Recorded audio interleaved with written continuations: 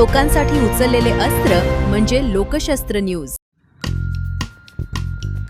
नाशिकच्या राजकारणात मोठी खळबळ उडवणारी बातमी आहे। एमआयएमचे नगरसेवक मतीन पटेल यांना अखेर न्यायालयाचा मोठा धक्का बसला आहे।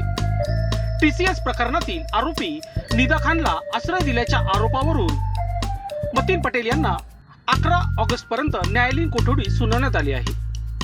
टीसीएस प्रकरणातील आरोपी निदा खानला आश्रय दिल्याचा आरोप मतीन पटेल यांच्यावर आहे। या प्रकरणात नाशिक रोड न्यायालयाने यापूर्वीच त्यांच्या विरोधात अजामीनपत्र अटक वॉरंट NBW जारी केले होते। सुनावणीसाठी वारंवार गैरहजर राहिल्यामुळे न्यायालयाने त्यांच्या विरोधात अटकेचे वॉरंट काढले। त्यानंतर नाशिक पोलिसांनी मध्यरात्री संभाजीनगर येथे धडक कारवाई करत मतीन पटेल यांना ताब्यात घेतले।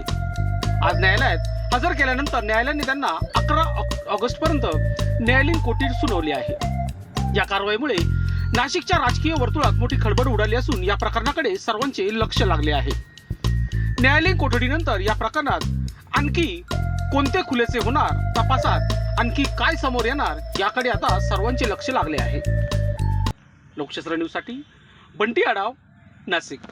17 खटला क्रमांक 55/2026 हा देवळाली कॅम्प येथील जो गुन्हा दाखल झालेला होता त्या गुन्ह्यामध्ये मतीन माजिद पटेल यांना आरोपी करण्यात आलेलं होतं।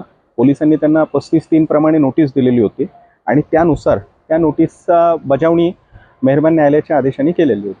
आता त्यामध्ये जे काही समन्स काढले गेलेले होते त्या समन्सनुसार मतीन माजिद पटेल यांना 31 जुलै 2026 रोजी मेहरबान न्यायालयामध्ये हजर होण्यास फरमावलेलं होतं, परंतु त्यांनी मेहरबान न्यायालयाच्या समन्सची अंमलबजावणी न केल्यामुळे मेहरबान न्यायालयाने त्यांच्या विरोधात नॉन बेलेबल वॉरंटची बजावणी केलेली होती।